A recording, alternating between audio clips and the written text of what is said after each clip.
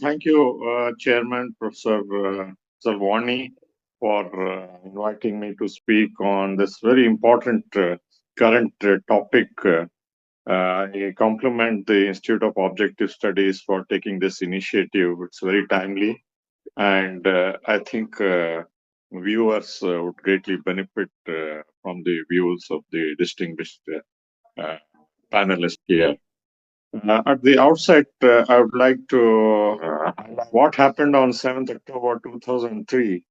Uh, from all the records, documents, statements, articles I have made a minutely examined over the last 15 months. Now, not surprised that the event happened the way it happened.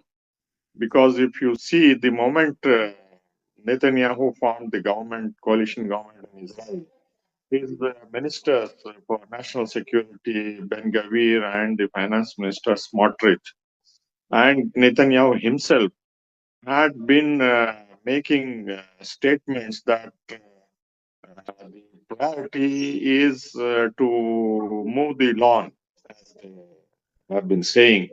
Unless we contain the extremists, impact our security. There are any number of statements. This is one now which establishes the fact that this was in the making for quite some time. Secondly, on the eve of October, surprisingly, Netanyahu personally supervised the shifting of the venue of the music festival from away to the border where the Gaza-Israel border converges. Then the cantonments were virtually emptied, and the settlers near the Israel-Gaza border were asked to hand over the weapons to the military. And most of the military deployed near the Gaza border was shifted to West Bank.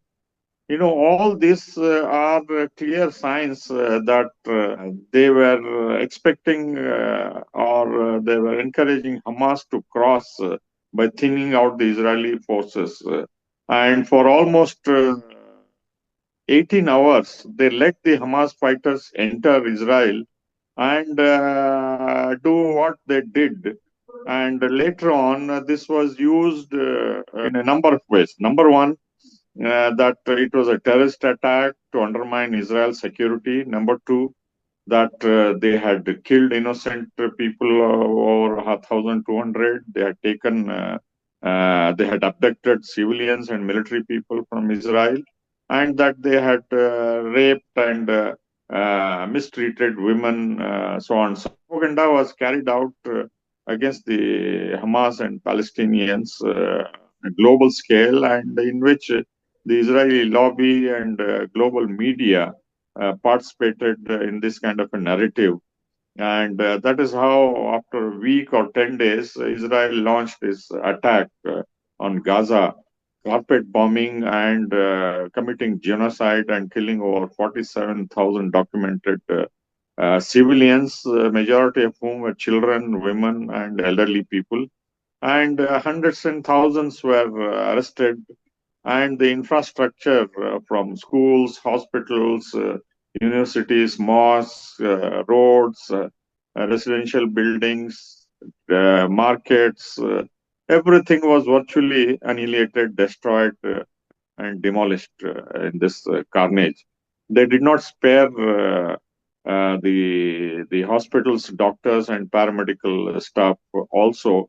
And many UN workers, also UNRWA workers and international aid workers also were killed. And over 200 journalists also were deliberately targeted by the Israeli army snipers. And in all of this genocide, the Americans, Biden administration particularly, was supportive of whatever they were doing in Gaza, whether attacking civilians, hospitals, schools, universities, mosques, cultural places, infrastructure, etc., etc., and supplying weapons day in and day out through airplanes and through ships, and also emptying their NATO warehouses in Europe, particularly. So this was the American collusion, support to Israeli genocide was systematically carried out to the opposition of the majority of the UN members, to the opposition of the International Court of Justice, and eventually the ICC had to issue an arrest warrant to Israeli leaders who are involved in this genocide. You would recall that people around the world, from New Zealand to America and from Scandinavian countries, to Sweden, Finland, Norway to South Africa, hundreds and thousands of people came out on the streets and demanded an end to this genocidal war, killing of Palestinians in braving winter and in summer. And that continued for a long, long time. Many students in many universities in US, Canada, Europe, and elsewhere also protested and sympathized with the Palestinians and also put pressure on the local governments, whether it is US, Canada, Europe, New Zealand, Australia, or South Africa, and many other countries around the world. Unfortunately, in India, these demonstrations were crushed, and any attempt to show solidarity with the Palestinians was not allowed by the NDA government, and also in collusion, some Congress state governments.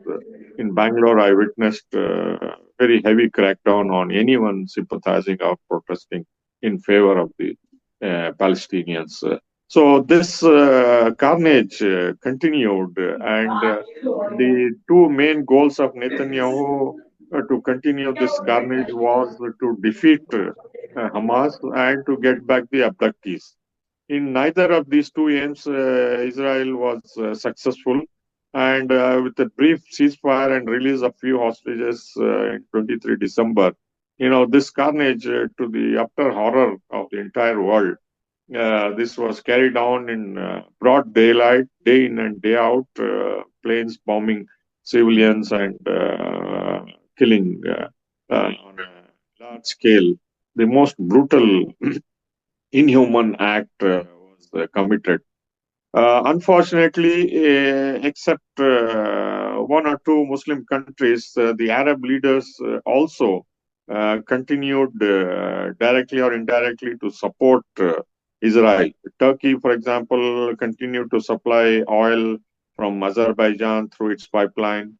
The stolen oil from Syria also was transported by the United States and Turkey to Israel, and Jordan, Saudi Arabia, and others also continued to support Israel materially in one way or the other, including Egypt and many other Arab countries. So, unfortunately, the solidarity among the Arabs did not witness any support for the hapless Palestinian people.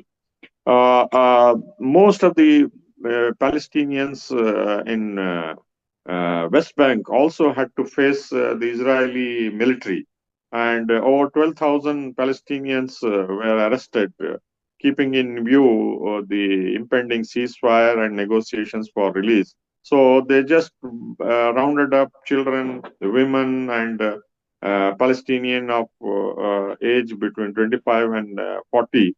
Hundreds were arrested, and they were tortured, which has been confirmed by the UN, by the Amnesty International, by Salim, and many other organizations.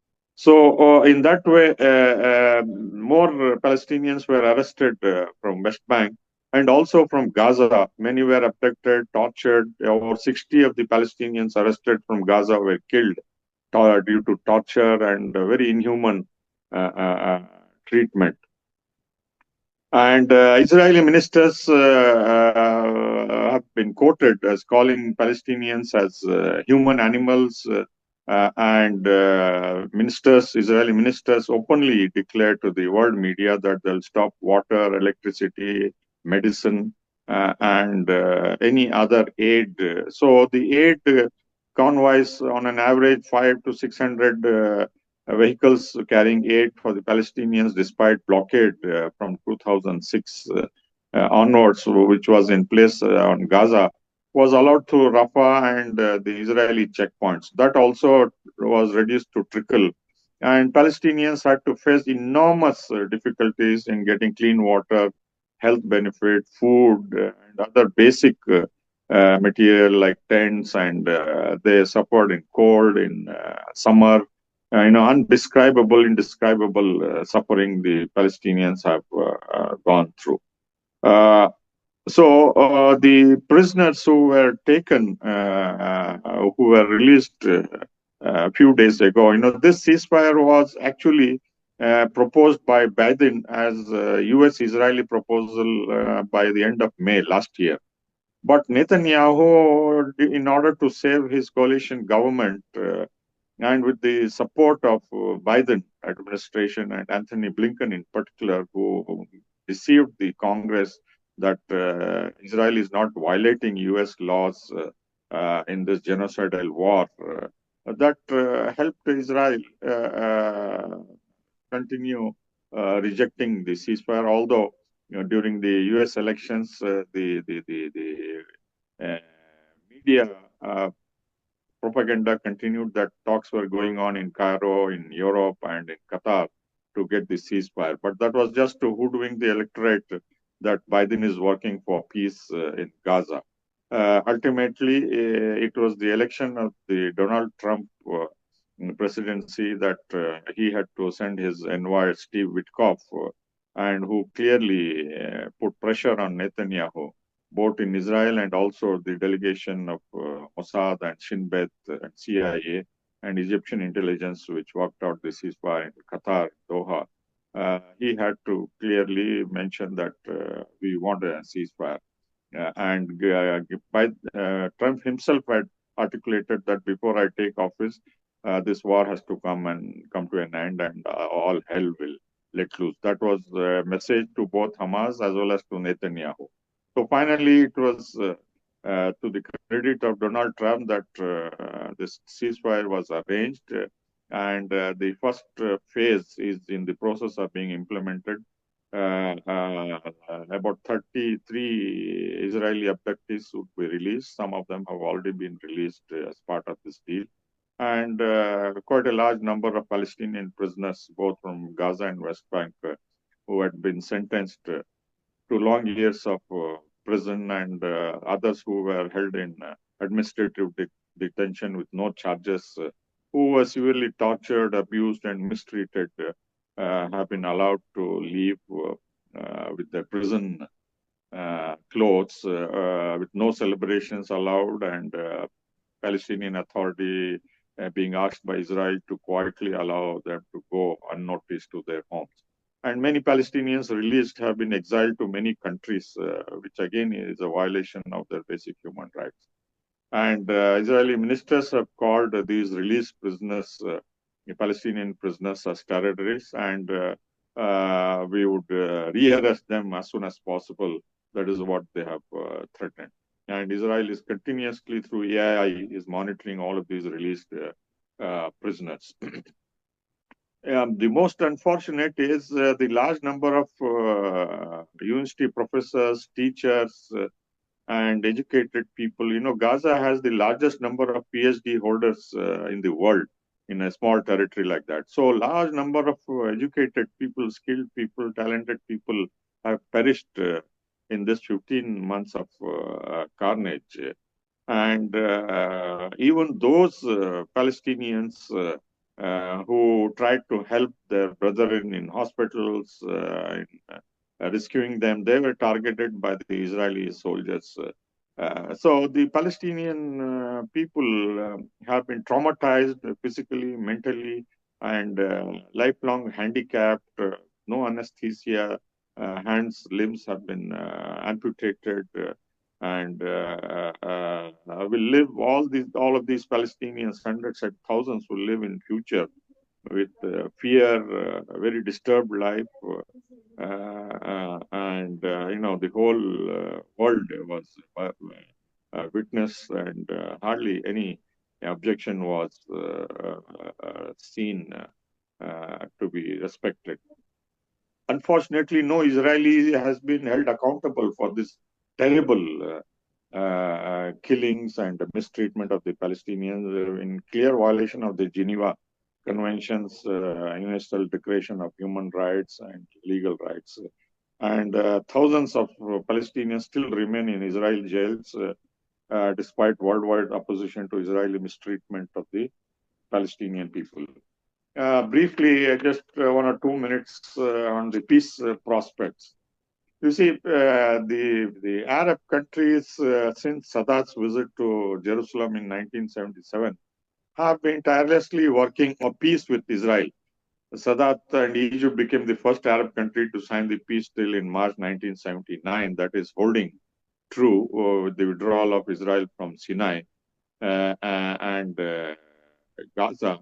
And Jordan signed it in 1993, a peace agreement, and peace prevails largely between these two countries. And the PLO, as we know, the Oslo Accords were signed, which should have led to the Palestinian state by the 1998 end of that process. But unfortunately, Netanyahu and the Likud government derailed this process with the clear objective of grabbing Gaza and West Bank and the East Jerusalem territory.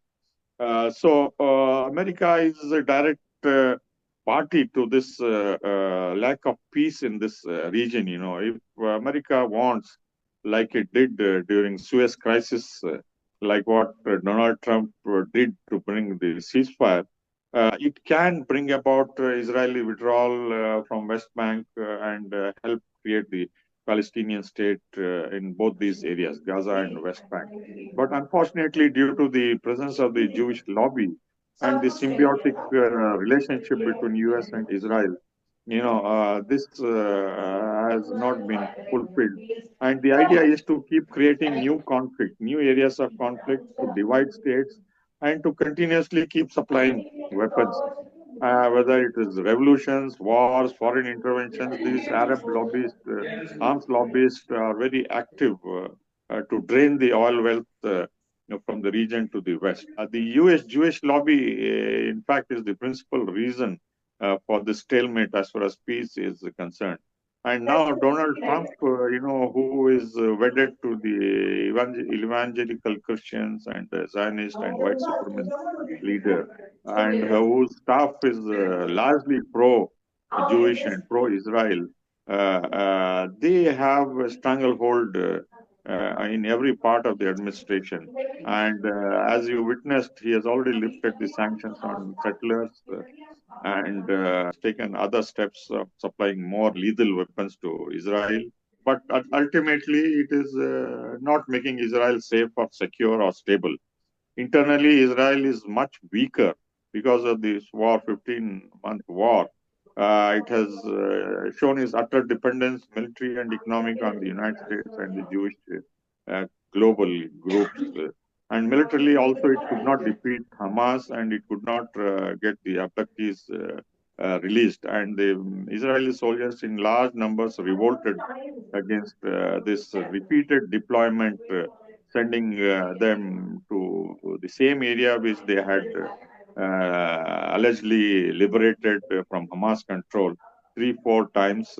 And large number of soldiers, in fact, the largest number of soldiers have been killed in Gaza over the last 15 months, which is much higher than all the wars which Israel has fought in 73, 67, and 82 Israeli invasion, 73 war also. So Israel is much weaker. That is how it tries to be more aggressive, and it shows in order to hide its weakness. It shows its attacks on Lebanon, on Israel, on Iran, on the Houthis, and trying to now put pressure on Donald Trump to ethnically cleanse the Gaza Strip and ultimately take over West Bank like they did in Golan Heights. So it looks very difficult in the coming months, although the ceasefire is holding, but the coalition government is under threat. One group of Ben Gvir has already resigned. Smotrich also is threatening that unless Netanyahu resumes the war, he may also leave the coalition, in which case Netanyahu will be forced to call for elections. And there is no guarantee that he will come back to power again. but he's doing everything possible to continue this war, to break this Gaza ceasefire, and create situation for a greater Israel, whether it is presence in Gaza or taking over the West Bank with American administration support. And in all of this, the Arab regimes shamefully are complicit in the name of peace or Abraham Accords. Unfortunately, the OIC and the Arab League have shown their importance as far as peace and tranquility is concerned, and the Palestinians are paying a very heavy price. And the Arab regimes, in order to befriend the United States and because of their dependency syndrome, crush their own people who want to support and sympathize with the Palestinians and their plight to which they have been witnessed all of these 15 months. Thank you very much.